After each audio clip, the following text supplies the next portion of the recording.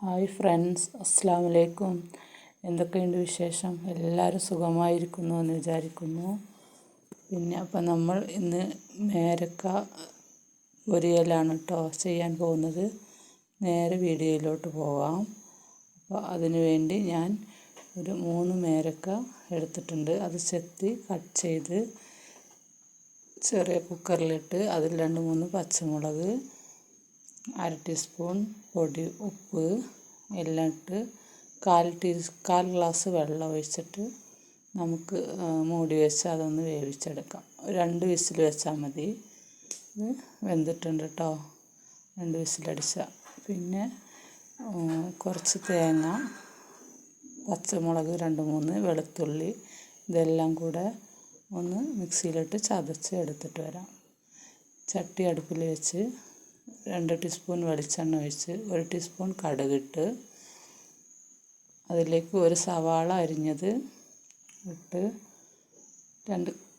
കുറച്ച് കറിവേപ്പില വാടി വരുമ്പോൾ കറിവേപ്പില ഇട്ട് വേവിച്ച് വെച്ച മേരക്ക അതിലിട്ട് കൊടുക്കുക.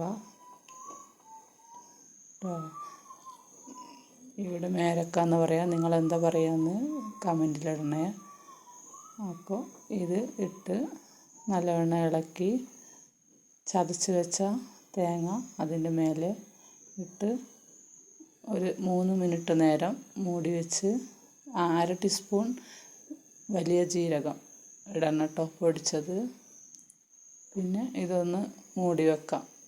ഒരു 3 മിനിറ്റ് മൂടി വെച്ചാൽ മതി, ചെറിയ തീയിൽ മൂടി വെച്ച്.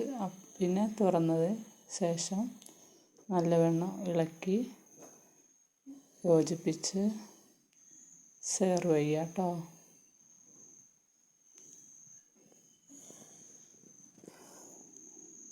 നല്ല ടേസ്റ്റാണ്, ചോറിൻ്റെ കൂടെ ഒക്കെ കഴിക്കാൻ നല്ലതാണ്. അപ്പോൾ എല്ലാവരും ഒന്ന് ട്രൈ ചെയ്ത് നോക്കണം. പിന്നെ ഇത്രയേ ഉള്ളൂ ഇന്നത്തെ വീഡിയോ.